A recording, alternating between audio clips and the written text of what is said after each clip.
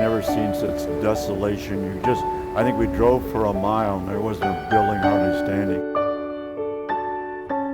Nobody knew what was going on. They called the situation fluid, but fluid means that nobody knew anything.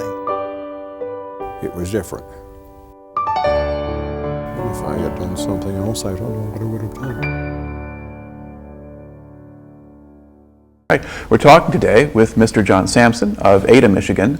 The interviewer is James Smither of the Grand Valley State University Veterans History Project. Now, Mr. Sampson, can you start us off by giving us some background on yourself? Yes, I was born in Detroit, Michigan in December 29th, 1942, so I'm a war baby. All right. Went to school in Detroit, and then we moved to Grosse Pointe because our home in Detroit was becoming the middle of the Edsel Ford Freeway, and then eventually moved to Birmingham, where I graduated from Birmingham High School in 1961, and went on to Western Michigan University, where I signed up for ROTC as a freshman because students either had to take 2 years of ROTC or 2 years of phys ed. I chose ROTC. Okay. Then at the end of the second year, then you had to decide whether you wanted to commit to become an officer, and I committed to going on to the advanced program. All right. Let's sort of back up a little bit here before we kind of get into that particular experience. Was your father in the military when you were born, or what was he doing at the time? My father was drafted to go in the service, but they would not allow him to go because he was skilled trade. He was a tool and die maker. So during World War II, he was in war production, and one of the things he did was machine B-29 bomb sights. And my father-in-law was a B-29 bomber out of Guam and flew in the last mission over Tokyo, Japan in 1945. Now, had you, before you kind of made that choice to go do the ROTC thing just because it was one of your options there, had you ever given any thought to going into the military yourself? I had thought about it, but Army ROTC was the only program at Western Michigan. There was no Navy or Air Force program. So I enjoyed it and decided to go on. And I was the first in my family to go in the military, plus the first in my family to go to college. So I made the decision, and my parents were very supportive of whatever decision I made, and that's why I decided to go on junior year to advanced ROTC, knowing full well that the summer of 1964 I was going to spend in ROTC summer camp, which is at Camp Funkston in Fort Riley, Kansas. All right. Now, at that point, were you expecting that when you completed ROTC, you would go on active duty and be sent overseas, or what were you thinking at that time? I had no idea what was going to happen. I know that when I went to ROTC summer camp, I met a captain who was a Signal Corps officer and who had a history background. I'm a history major, political science major, so I thought that would be a good fit for me. And that spring of '65, before I graduated, the major of the ROTC unit wanted to change me into either infantry, armor, or artillery, and I told him why I selected Signal, and he thought that was a good reason, and so he left it alone, and I became a Signal Corps officer. The commissioning was done at graduation at Waldo Stadium, and our keynote speaker that day was Sergeant Shriver, who was head of the Peace Corps. So I always remember that unique experience. I decided to go to graduate school and didn't know if it would work. And I went, and the Army gave me a 3-year deferment to go on active duty to go to graduate school. So I checked out, and I ended up choosing the University of Massachusetts-Amherst as my graduate program for American history. All right. Now, you did tell me a little bit more about actually what you did in ROTC, both while you were on campus and then in the summer camp. What was that experience like? ROTC was during the junior year. You were taking on responsibility as an officer of ROTC unit, and then in summer, then we went to the latter part of our junior year. They took us to Fort Custer for a weekend and went through some training under the seniors' supervision, which is interesting. And then we spent 6 weeks at Fort Riley, Kansas, with probably about 1,500 other officers going through training, because Fort Riley was the home ROTC summer camp for the 5th Army area, which is out of Chicago, Illinois. And we did, everything was basic infantry. You did guard duty, you did KP duty, you led in different exercises, different scenarios. They put us through group activities where you had to function as a group. They also put you through activities where you had to make decisions based on past experiences the Army had of combat situations. So we fired all the weapons, did all the things that you would expect to do, and it was very hot in Kansas. It was I'll always remember one day, 4 o'clock in the afternoon, it was 115 in the shade.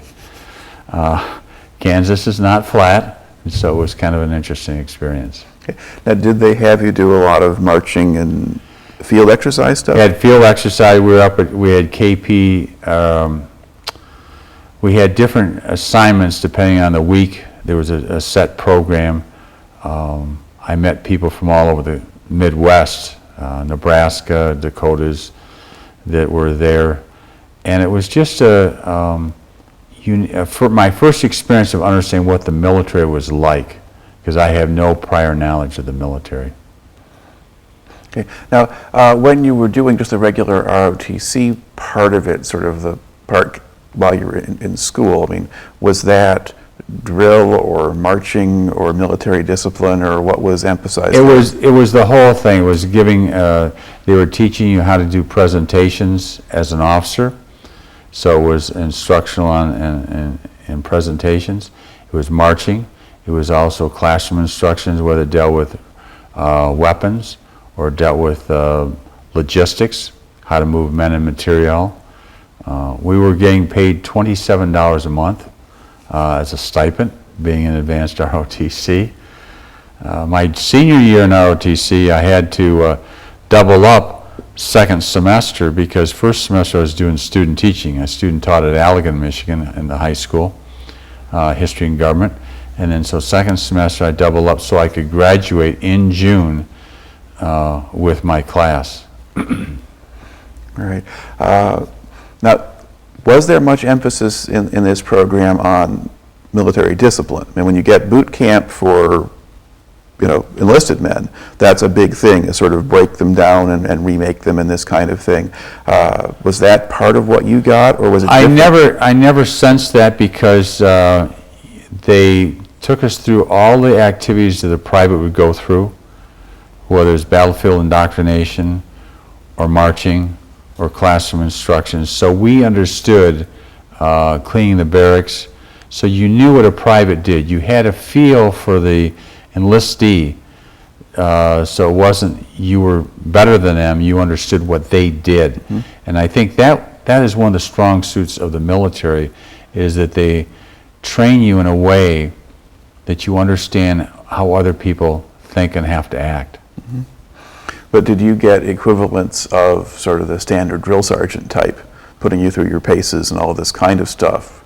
I never felt that way, because again, it was the officers and senior NCOs in summer camp come from the university settings, so they understand where you're coming from. They're not people right out of the field that are just with units in the field. These are people who are working with college students during the year. So there's a different mindset, and I can explain a little differently when I went through my officers training as a commissioned officer, which was quite a bit different than ROTC. All right. And you also mentioned that when you were in the summer camp, they were giving you sort of field exercises that were sort of based on experiences the Army had already had.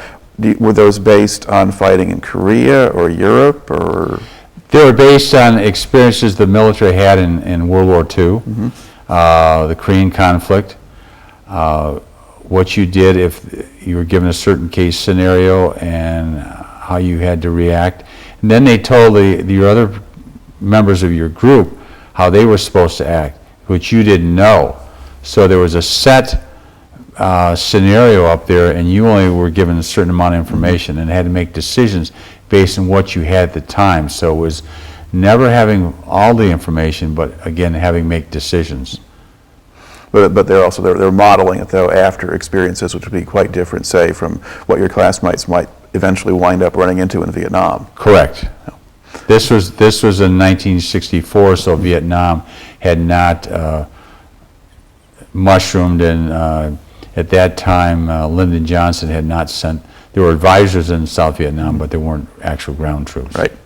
Okay. So you get your bachelor's degree, you complete the ROTC training, you go off to University of Massachusetts then. Now, did it take 3 years to complete the master's, or? It only took 2 years. It's interesting because the second year I moved into the graduate dorm at the University of Massachusetts-Amherst. My roommate, John Jackson, was an armor officer from Norwich University in Vermont. So here are two military officers on a military deferment. When I graduated in June of 1967, I was given what they call your papers assigned for your dream assignment. And everyone had to sign up for a short tour of duty. And at that time, there were really two on the sheet of paper. One was South Vietnam, the other was South Korea. And I decided I liked South Korea, knowing absolutely nothing about it, because it's cold climate and I'm from Michigan. So I signed up for South Korea. And they told me I would not be going on active duty until March of '68. So I had to find something to do, which meant I became a temporary substitute teacher for a semester at 6th grade level, even though I'm a high school teacher.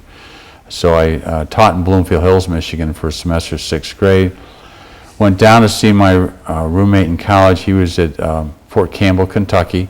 He eventually went to Vietnam and did come back. Says I had to find out I wanted to know where my assignment was, and I knew I was going to Fort Gordon, Georgia, for Signal Officers Basic for 9 weeks. And I was going to go on to Fort Monmouth, New Jersey, for Signal Officers Communications Center Operations training. But then I didn't know where the other one was because it was an APO with San Francisco. So John checked it out, and my assignment was supposed to be 180 miles outside of Seoul at Gwangju as a KMAG officer, which I had no idea what this meant. So he explained to me that KMAG meant Korea Military Advisory Group, so I was going to be an advisor to the Korean Army out in Gwangju. All right. Now, you had mentioned that when you were picking your dream assignment, you picked South Korea based on climate, but that was 1967. By 1967, Vietnam had gotten kind of interesting. There were a lot more American troops there and that kind of thing, but did it still look to you like not maybe so much difference one or the other? I really had been so enveloped in my graduate program. I didn't look at one or the other. I just thought, Korea. So I just picked it. I had no feelings one way or the other about Vietnam at the time. Okay. And while you were on the campus at UMass in kind of 66, 67, was there not much of a peace movement going on there yet or anything like that? There wasn't the level that occurred when I started going to school in March of 68. At that time in 67, it was probably going on, but it had no impact on those of us that were going to graduate school at the time. All right. Okay. So now you did the substitute for a semester, and then there was just a couple of months then, or a month or so left before you started up. Correct. I subbed for the next month, a couple days a week, and then I went to active duty in March of 1968, drove down to Fort Gordon, Georgia. Never been on really, again, this is a new experience because I'm not from a military family. Signed in, lived in the barracks. There were 35 officers in our class. Some were field commission officers. Some were in the National Guards. A couple were from South Carolina National Guard going through this officers training, and the rest of us were ROTC officers going through training. And it was 9 weeks, and you did it all because as a Signal Corps officer, you're considered a combat support officer. So half my training is infantry and half is communications. And it did everything from throwing hand grenades to firing recoilless rifles off the back of Jeeps at tanks to running a remote communications site for 45 hours. We did that at the end of our 9 weeks. So it was a real unique experience because now you're getting into, and we went through a battlefield indoctrination course where you crawl on the ground, go over logs, under barbed wire, and there are live machine gun rounds firing over your head so you don't stand up. And we were a class of 35, and next to us was a class of 200 raw recruits because they also had infantry training at Fort Gordon along with the signal school. And these were 18, 19-year-old kids you could see that have never had no experience at all. And it was different for them, I could tell, than what those of us we were all college grads that were officers. So it was unique watching them go through the same program next to us as we were going through.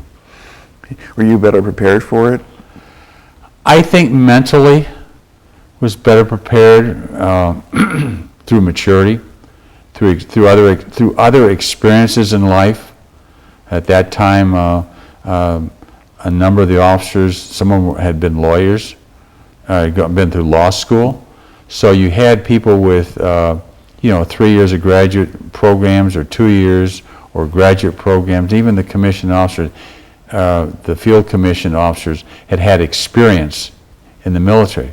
So you're looking at a class of 35 officers who had some type of further training than someone who was 18 years old out of high school. And a lot of these kids were out of the South, out of the mountains, and had never experienced this type of event. All right. And then what kind of profile was there for the men who were in your class? I mean, you mentioned kind of where they'd come from, but were they all white at this point, or? I would say yes. At this time, a lot of them were from the South. There were some of us from the North. And when I use that term because the military tradition, I noticed in the officer corps were a lot of young men who had gone to Southern universities. At that time, since there was not when I went in, there was not a draft when I was commissioned. So you had people from all over the country, but basically it was based on education, based on willingness to serve. Some of the other people, the field commission officers that were in our class had been overseas, and some had been to Vietnam. So we had a different makeup than that. But no, there wasn't the diversity in '68. And remember, I was a communications officer. I wasn't an infantry officer. Now, from what I gather, a lot of other people went the infantry, artillery, armor because there was quicker promotion. If your signal corps, it's a smaller operation. There's like maybe 2 signal corps generals, and if you wanted to be military career, you'd go in a field where you could gain promotion faster and make the rank of lieutenant colonel or colonel, and there wasn't that promotion avenue in the signal corps. So you were not really looking at this as a career, but rather just kind of a step in. This was another experience I wanted. When I started college in '61, what I wanted to do was 4 years of undergrad, get a master's degree in military commission, and that was what I thought of doing, and it all played out that way. But no, there wasn't. I had no thought of career. Again, I liked working with kids, and I was a high school teacher. Okay. Now, how would you sort of describe the facility at Fort Gordon? What kind of place was it? How did it compare with Fort Riley? Fort Riley was a facility which was Camp Function was brought up every summer to house ROTC candidates for officers. So there was a separate unit on the post. It was kind of isolated. Fort Gordon, Georgia was a very strong, active. It had Signal Corps, MP school, Civil Affairs school, and then there was some infantry training. So there was a different makeup. I found that Fort Gordon was, the facilities were barracks. I was there in the springtime from March to May, so it wasn't, nothing's air conditioned. It's not like some of the facilities today. So you just, you learn to live with it. I found it very adequate for my needs at the time. Were the barracks kind of World War II vintage, do you think? I would say they're probably World War II vintage. Right. Been maintained, but World War II. Okay, so you do a 9-week course there, and then what's your next step? The next step is I was going on to advanced training. Not all the officers in the class were going on to the next schooling. Some were going to duty assignments right away. I was going on to Fort Monmouth, New Jersey, outside New York City, in Red Bank, Long Branch area of New Jersey. And I was going to go through Communications Operations Center training, which is basically classroom training because there is no pistol range or rifle range at Fort Monmouth, New Jersey.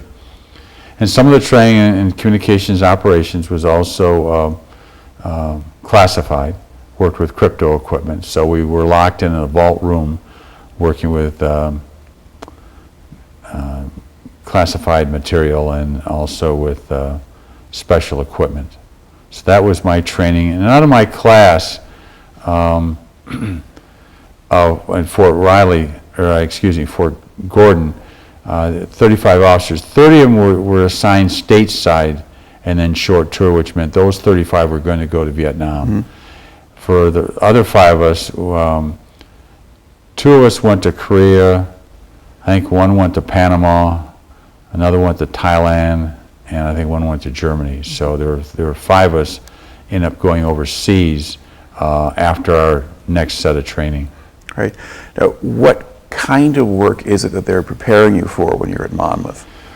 I was going to run a communications center operations center, which included long line, which was telephone, satellite communication. You're also going to deal with classified equipment. It was a very secure area.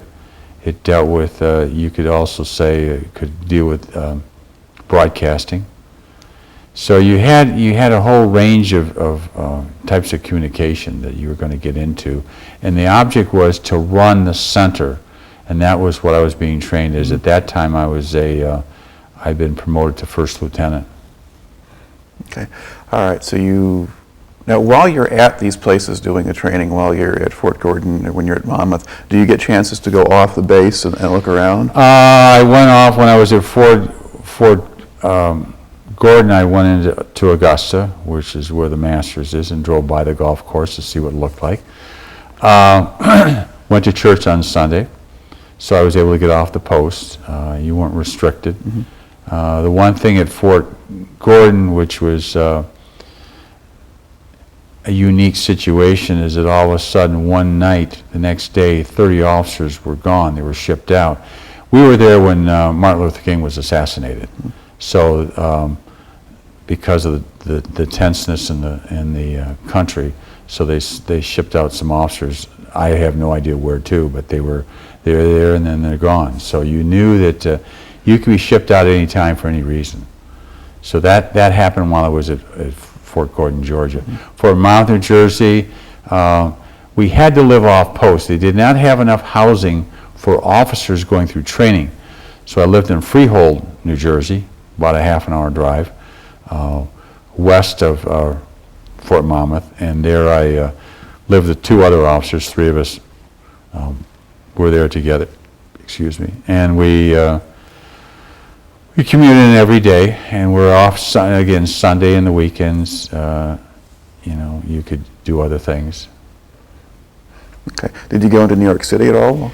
I only went in once. I had to get some information. I knew I was going to Korea.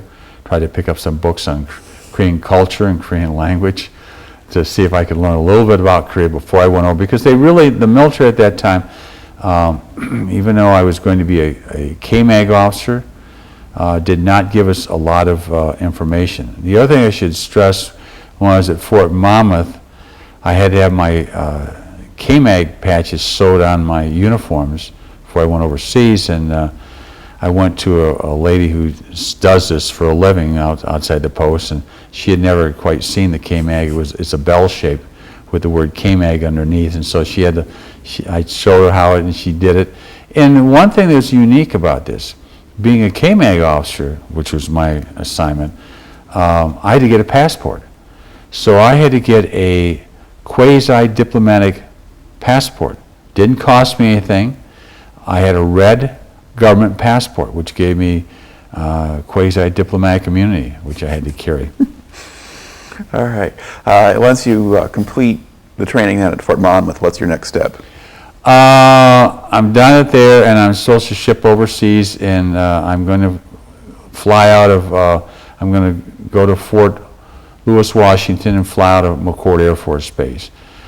So I leave Detroit, leave Birmingham, fly to Seattle, get to the post, and I can't fly out the next day because for some reason they sent my passport to San Francisco, to Oakland.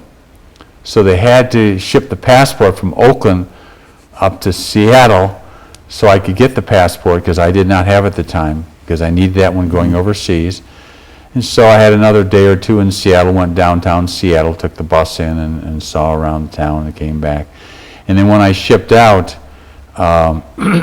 with my passport, I boarded a contracted Northwest Orient Airlines, and there were probably 160 servicemen on the plane. Again, officers board first, get off first. So there was a little perk here.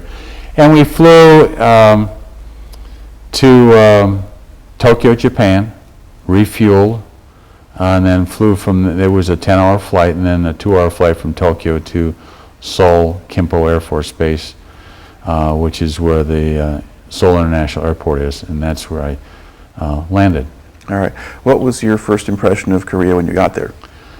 Having been up probably about 12 hours, it was, I had no preconceived notions of Korea, had no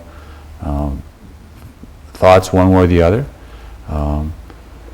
This is my first experience being in Asia, and really being out of the country outside of going to Canada on trips.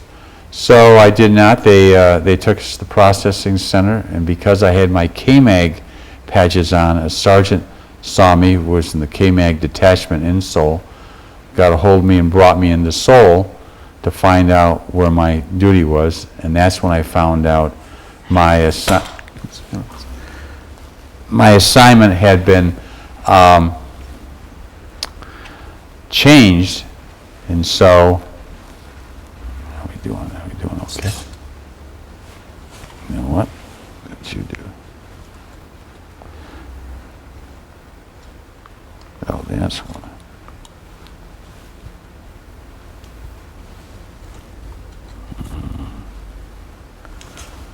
I get it. You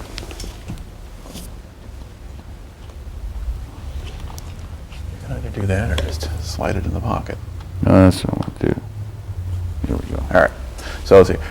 Basically, so the KMAG sergeant picks you up, takes you into Seoul. And he finds out that I'm not assigned, that I'm now in the, I'm going to be assigned to 8th Army G4 because my slot had been filled by a classmate who got in the country sooner than I did. Again, having no concept of Korea, what it is, so I find out I have to put in a bid for a room, and because of my rank as a captain, I ended up being in a dormitory on the Yongsan compound where 8th Army is, and I was right next to the Seoul American High School. So that's where I lived. It was dormitory. It was a brick dormitory just like you find at a university, and that's where I lived for the next 13 and a half months. And how many men were in the room, or? You had your own room. Okay. A group shower and bathroom facility, but then you had a Korean woman who cleaned your room every day. You paid him so much. Won was the currency, and you paid him so much a month, and you had to buy soap and bleach and that, but they were assigned to you to clean your room. So that's what took place the next 13 and a half months. All right. Now, what did your duties consist of when you started out there? I found out I was in electronics and communication in G4, which is a major command. It was commanded by a general. The person over the area of logistics that I was in was Quartermaster Colonel. His name was James Bond. We lovingly call him a little short, pudgy, 33-year quartermaster, and we call him, Bond. So it was, and he was very, very nice gentleman, the colonel. And so I was in an office with a lieutenant colonel and 2 civilians and a Korean secretary who did the secretarial work, and that was my duty. That's the office I was in for during my time in Korea. Near the end, they needed someone to replace someone and another officer's down the hallway in the logistics section. So I became head of an office, and I had a sergeant who was the secretary, the clerk, and it dealt with excess supply out of Vietnam. They were shipping $1 million worth of excess supplies from Vietnam, South Vietnam to South Korea. And so it was going up to either the 2nd or 7th Infantry Divisions. And so I was overseeing that office as a pipeline. All right. But the regular duties in your original assignment, I mean, what kind of stuff were you actually dealing with?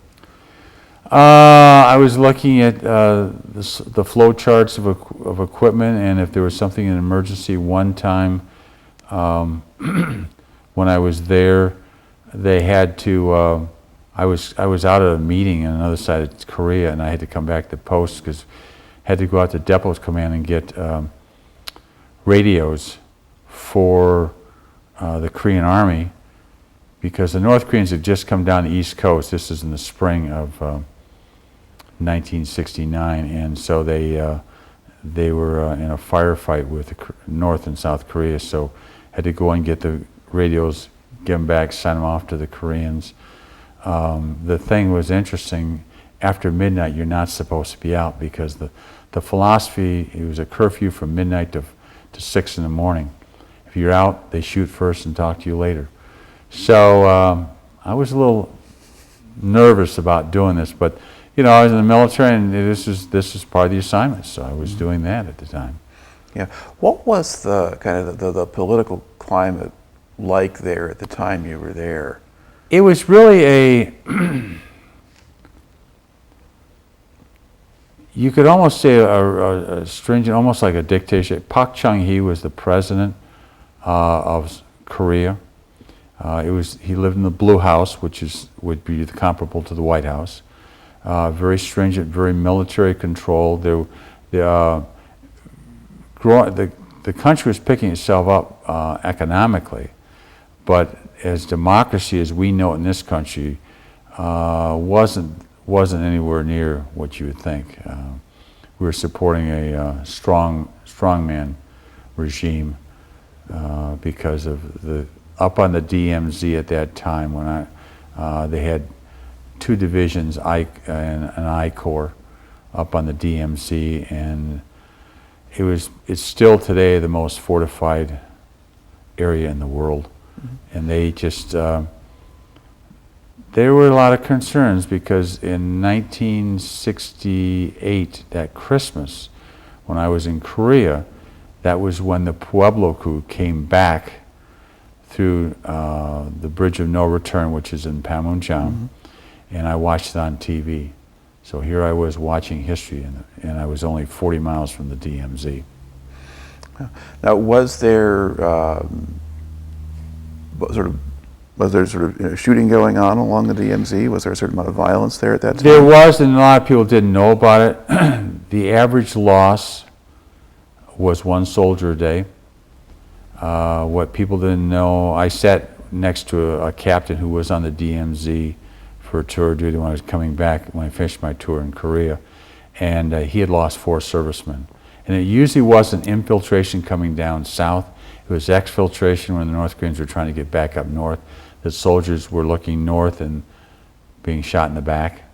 So that was happening. So you figure it was a live combat area. The soldiers, I was not on the DMZ and station, but the soldiers on the DMZ got combat pay, just if they were in Vietnam. And a lot of people didn't realize that these troops were in harm's way all the time. Now, was there an expectation that at some point the North Koreans might actually launch a more serious attack, or did you just have to stay on a level of alert? Or That occurred in the spring of '69. March, I had gone to Hong Kong on vacation. I was going to Hong Kong and then down to Japan. I had planned this vacation to learn more about Asia. And the North Koreans had shot down a Navy reconnaissance plane off of North Korea. So when I was called back to Korea, I had to cancel my vacation in Japan, and we went on 12 hours on, 12 hours off. I called my parents because I was going to call them from Japan. At that time, it took a half an hour to make a communications contact on a phone, told them I'm okay, I'm back, because all they knew that we were in state of high alert. And so we were 12 hours on, 12 hours off, running shifts in 8th Army headquarters. Again, we're only 40 miles from the DMZ. And there's no natural barrier from the DMZ to Seoul. It's a straight, flat line of direction. So if they come down, they're going to come straight through. And so we're talking about knowing that it could happen. Mm-hmm. Okay. Now, did you have much contact with the Korean military yourself? I mean, you're not in KMAG, you're just with the 8th Army. Well, we had, there were Katusas, which were Korean servicemen attached to the U.S. Army. So I dealt with a few of them. I did not have a lot of contact with different commands in the Korean Army. The only really contact I had with Koreans was I found out through some fellow officers. I worked at the YMCA downtown Seoul. It was the English language club for Korean college students. There were about 35 students, and these were the upper level of Koreans. So I got to know them, and they invited me to their homes, to the university, went on picnics. So I got to know Koreans of the upper level, mm-hmm. young Koreans who were up and coming, and individuals who spoke English and spoke Korean, and I was able to learn quite a bit that way. Okay, and what sort of view did they have of what was going? I mean, did they talk to you much about sort of what was going on in the world, or Vietnam, or just in Korea? Or they didn't talk a lot about politics. Again, with the structure of government in that country. Their goal was to learn more English, which gave them a tool. The thing you learn in Korea that it was interesting to explain to me by Koreans is that you go to Seoul. Seoul is the political capital, the religious capital. You go to Seoul for the economic reasons. If you learn English, you're able then to get out of the country. So the object is from the country to the capital to overseas, and whether you learn French or English is so then you can be mobile, and that's what these college students were. These were Seoul International University. Seoul University was the elite university, so they knew what they were looking at, and basically it was you protected your family. And your family was the structure, so you never did anything that was going to ruin the image of your family. Self-worth was very important to them. Mm-hmm. All right. Now, you mentioned also you were kind of living right next to the sort of Seoul American High School. I mean, what sort of place was that? Well, it was a typical 1950s, 60s high school, brick. There are a number of officers and civilians who are stationed in Seoul for 2 years. And when you're stationed for 2 years, you can bring your family over. And therefore, they had their kids with them and going to school. At one time, the dorm I was living in used to be where the families of the kids who parents were stationed in Busan in the south of Korea would come up and stay in the dormitory. So my dormitory was originally part of the school. Mm-hmm. They built a high school in Busan, so therefore those students didn't have to ride the train up and come up to Seoul to go to school. So that's why I never had any contact with the students or anything like that, but that's how that all came about. All right. Nat, and did you travel around much within Korea? Yes, with the Korean college students, I went on a picnic lunch out in the mountains. I went to one of the universities for a play. I went to a home of a professor for like a formal dinner. Went to a movie on James Bond. All I always remember was Thunderball. And I was looking for English subtitles, but it was already in English, and it was Korean subtitles. Korean language is unique because it's the Hangul alphabet, so it's not Japanese or Chinese, and so it's a different characters. And I learned a little Korean, but not a lot. I learned how to use the local transportation. I'd go downtown, ride the local buses, go shopping downtown, do things like that, go to tea houses. Would get out. And I also was very fortunate for me, I'm a Christian Scientist, and there was a Christian Science church in downtown Seoul. And so I went to services conducted by a Korean first reader, and a second reader in the church was a woman from England. And so I went, originally it was around a pot-bellied stove and a barbershop during the week, and then they moved to the second floor of the French Cultural Center right next to the Blue House. So I got out and did not just stay on the compound. So I felt I was maxing. And I took some USO tours. I went to a plastic flower factory. I went to Shimjim Automobiles where they're assembling cars. Went over to Incheon and the markets and toured there. And I did take a course from the University of Maryland. They had extension programs in Korea, taught by professors. The professor was teaching at Ewha University, an American. And so I took an Asian Studies class on Japan, China, and Korea for a semester when I first got into the country. So I actually got to know quite a bit about society. Mm-hmm. You mentioned that Korea sort of economically was kind of picking itself up. I mean, were there still signs of sort of all the original damage from the war in the earlier years, or was that pretty well gone by that time? I didn't notice the damages, but I did notice the use of manpower. You'd see Koreans walking down the street with a they call an A-frame on their back, carrying things, 15 feet tall on their back, carrying goods. A lot of uniqueness were trucks that were Cushman trucks that had 3 wheels, 2 in the back and 1 in the front. But it was a truck, small taxi cabs. A Shimjim would be more like a Toyota car, but made in Korea. And they would, I took a lot of pictures, took 900 slides in my tour, both Hong Kong, Japan, and Korea, of different things. And I learned one thing about photography is also take pictures immediately when you're there, because after a while it becomes normal and you don't think of it as something special. So I did a lot of photography taken. So that was kind of fun. All right. And what was the Hong Kong experience like? Hong Kong, I flew down in Cathay Pacific. First it was not Cathay Pacific, it was SAS, Scandinavian Airways. And I went to Seoul International Flyout, and the plane was sitting down in Daegu. It did not come up, and we didn't leave on time because there was fog, and they do not fly up by the DMZ because 40 miles is not very far. Mm-hmm. And so then they came up, we left late, it rained all the way, landed in Taipei to refuel, and went to Hong Kong, got in. I stayed on Kowloon, and when I was there, I signed up for some tours. I did a tour of a small bus tour, went over to Hong Kong Island.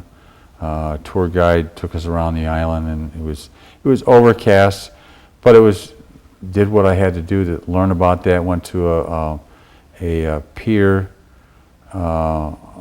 which was, you could buy goods. At that time, Hong Kong was a British colony. It was not part of China. So and I went to the British PX and bought some things. I still have today a little piece of ivory that small salt and pepper shakers, because I felt there was something I'd like to have. So I enjoyed that. I would have liked to have gone back when the weather was nicer, but that wasn't going to be at this stage of the game. So I made the most of it. Mm-hmm. Now, do they have sort of regular setup for American servicemen to go through, and like they take you to a particular hotel and that kind of stuff?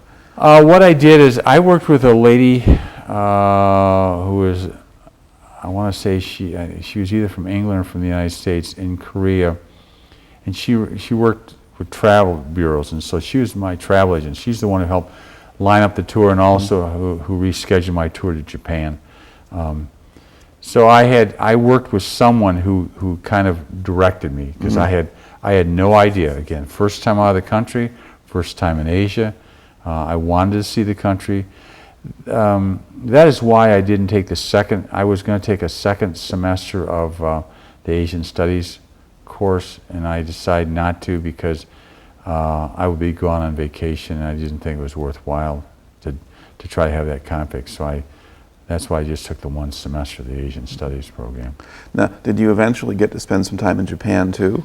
In June, this thing had been rescheduled to June, so I went over, flew out of Seoul to in Fukuoka, which is southern island, Kyushu, Japan. Stayed there, went over to Beppu, took the commuter train. Then what you do is, I was with JTB, Japanese Travel Bureau, and what it is, you hook in and out of tours. And she planned the tours and planned some free time for me. So I hooked in a tour down in Beppu, and did the island. There was Monkey Mountains down there and different things. And then I took the inland sea cruise from Beppu up to Kobe.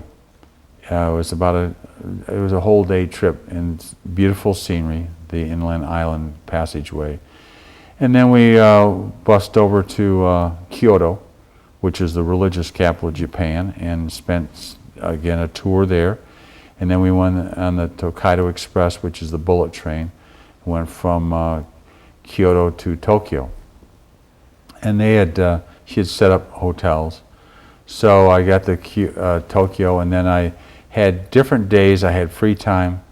I went to Kyushu Naval Base PX. I went down to Yokohama Naval Base PX and purchased things I wanted, China, things to be shipped back to Korea.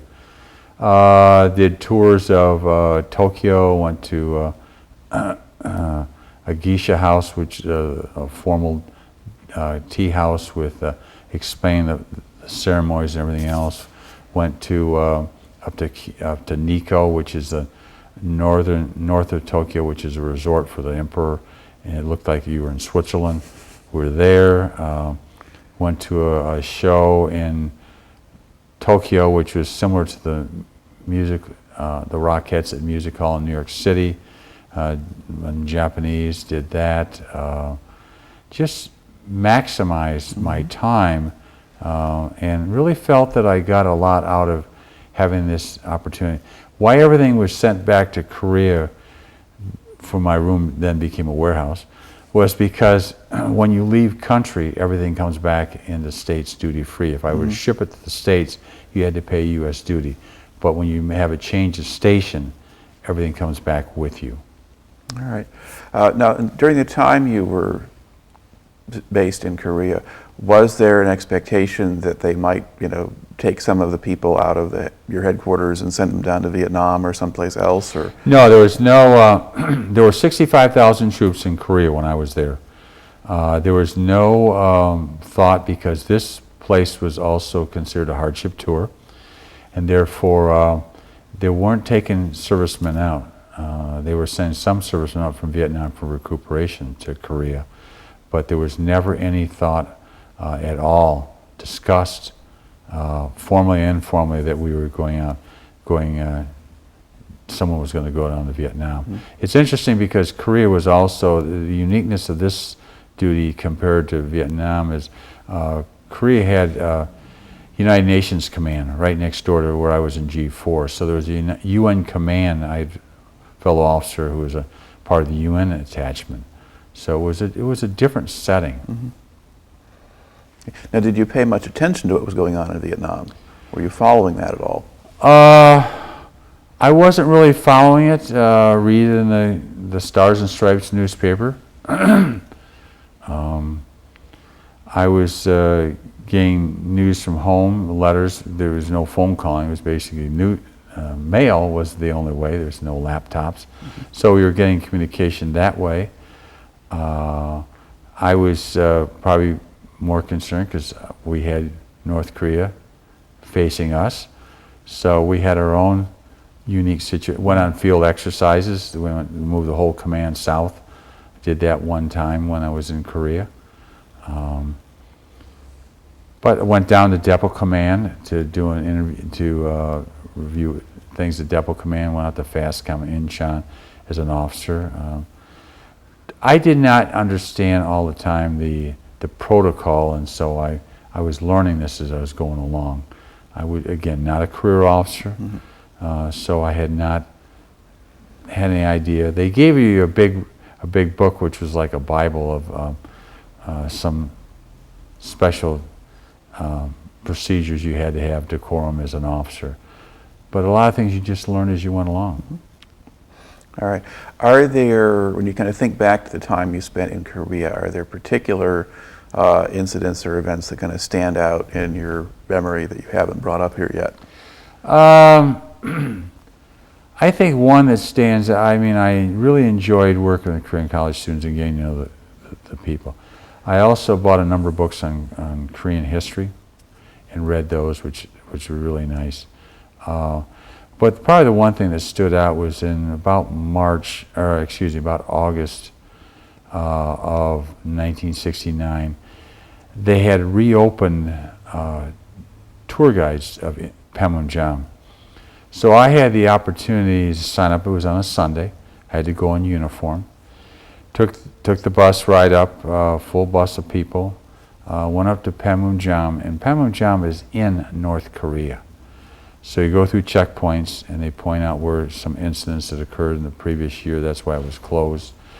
Went in there and saw where the armistice was signed, because you have to realize in Korea it's 68, 69. This is only a cessation of hostilities. It's still an armed conflict. Mm-hmm. There is no peace treaty.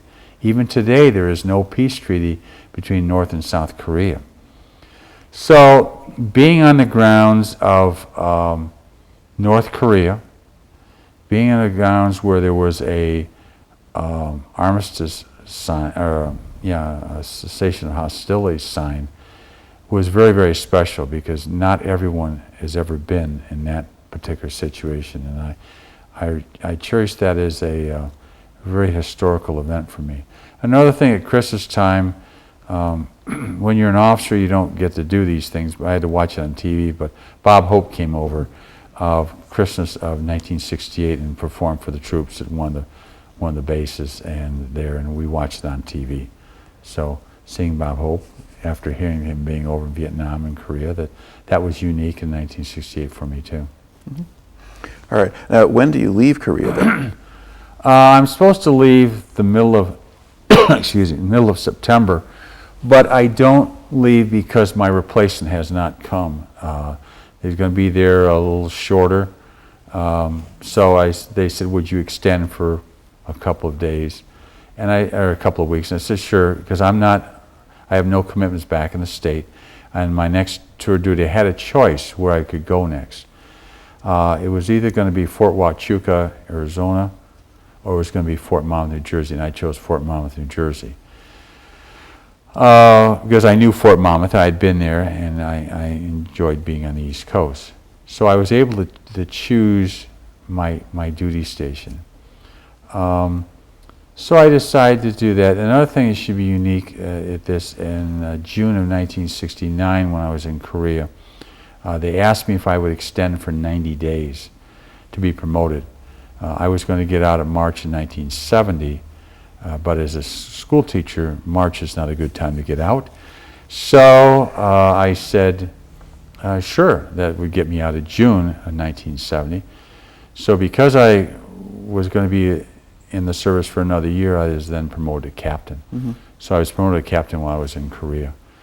Another unique thing I just remembered in Korea, I had to be the collector of United Way funds from G4. Some people gave, some didn't. As I walked down the different offices, talked to sergeants and people, and one sergeant was going to give, and he told me why. But what was unique was this sergeant had been stationed at a Nike missile base in Grosse Pointe Farms in the 1950s, where I grew up from 50 to 55. I lived only a block from the missile base, which today there's a junior high standing there. But in 1955, I mean in the early 1950s, he was stationed there. And so what a unique situation to talk to someone who is a place where I lived. So that kind of stood out as a really special thing for me too.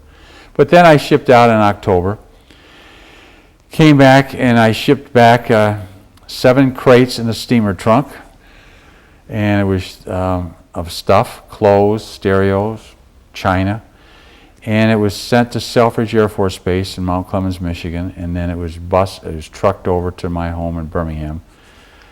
And I wasn't there when it came. My dad wondered what I had been doing. I had gone on to my duty station in Fort Monmouth, and I wanted to teach at the school. But I didn't have enough time left, they said, so they made me the S4 of the Signal Brigade, which is in logistics. So I was the logistics officer for the Signal Brigade for the next 9 months, which oversaw the housing, clothing, and feeding of 5,000 troops.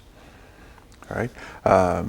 Was that interesting or useful duty, or were you just killing time? It was interesting. Met some different people. I think the thing that was interesting for me, now this is the time when things were very dicey with the public.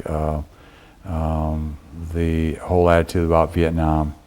This is where we were more on a cautionary boat. You watched where you walked with the uniform, the whole thing. So that was a unique situation. Pulled duty officer at night sometimes. It was a regular Monday through Friday job. So that in itself was rather unique. I'll go back one step. When I flew out of Korea in October of 1969, what's unique was I left at 10:30 in the morning Korean time, and I arrived in McCord Air Force Base at 5:30 in the morning, same day. Went to Seattle, got an airplane, and arrived home at 6:30 the same day in the evening. So crossing the international date line is a unique situation. Going over, I lost a day, come back, it was the same day. So I want to share that part of it. Right.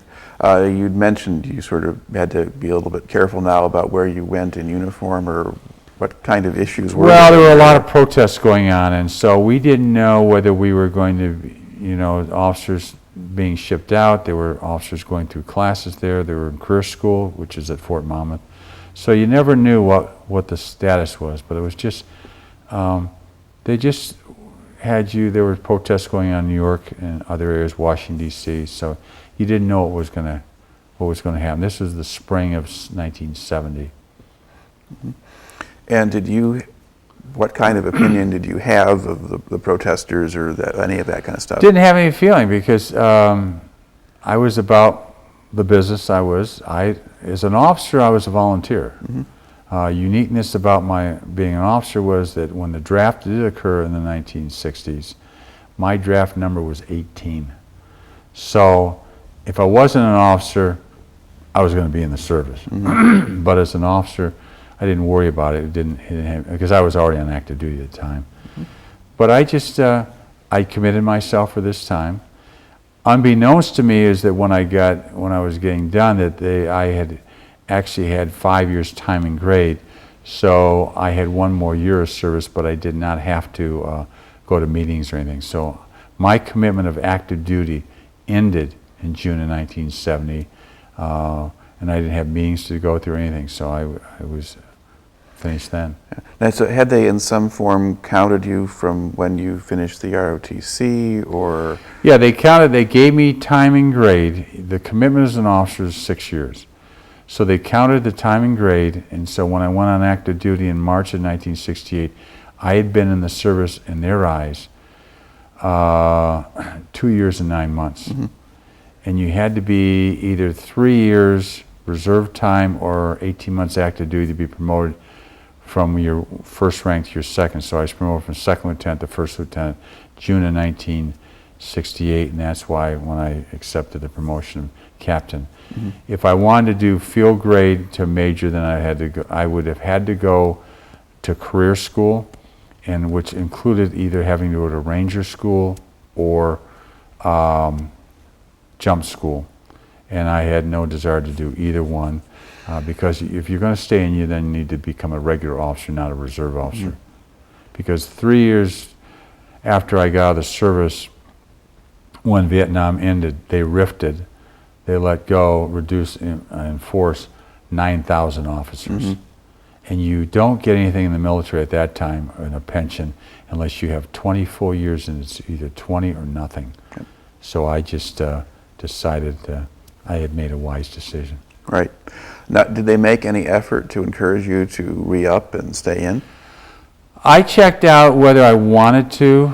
I looked at, I worked at a summer camp in the summertime, but I looked at the option. I would have had to go to Wisconsin, I think, the summer camp. I was looking at military intelligence. It had been a summer camp, and once a month. It had been out of Detroit area, because I was teaching in Bloomfield Hills at the time. I waited, but I didn't decide. Then I decided to go on for a second master's, because I couldn't become a school administrator without having a master's in administration, because my first master's was in history. So I decided I'd go the route of going on getting a master's degree. Okay.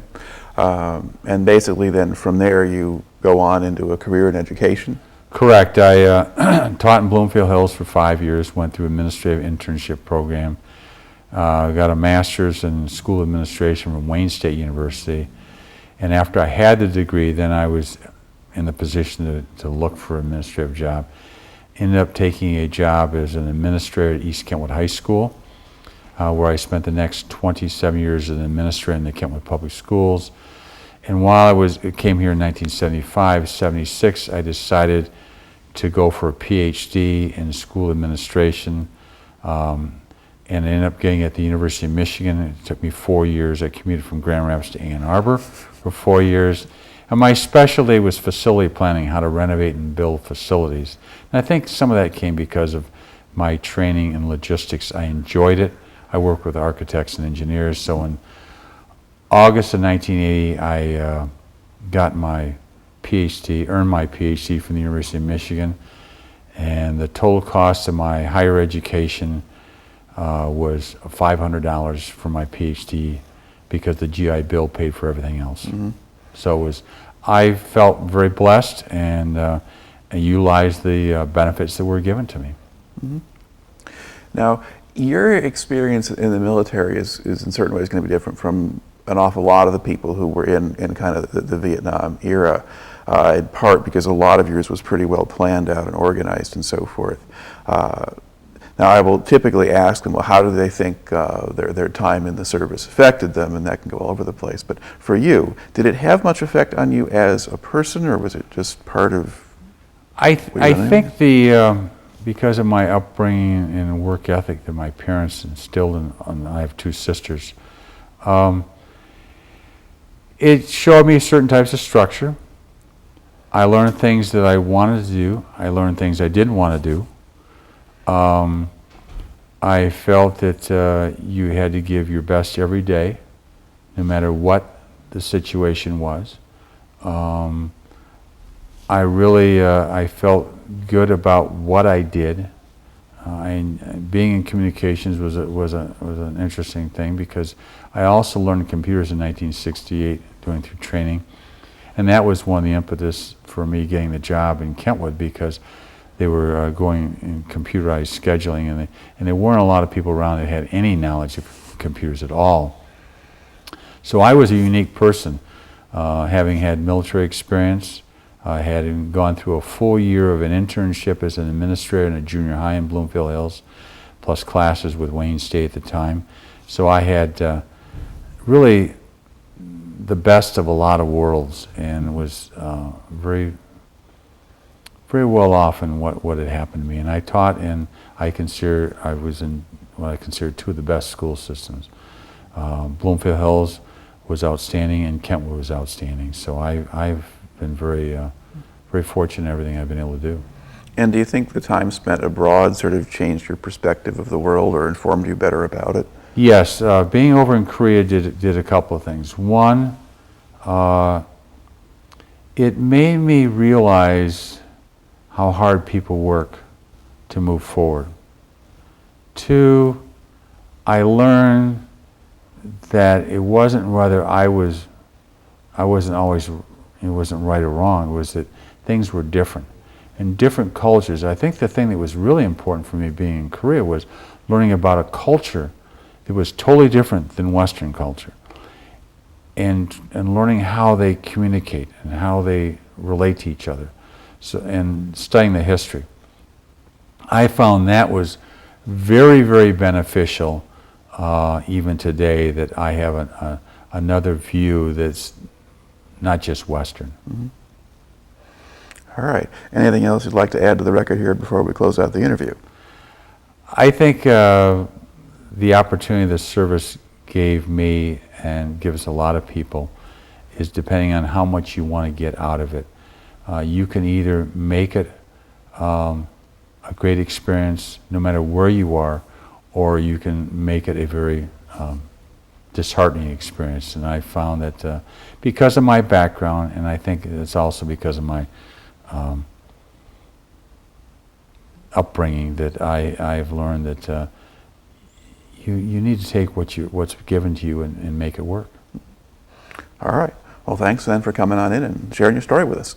You're welcome. All right.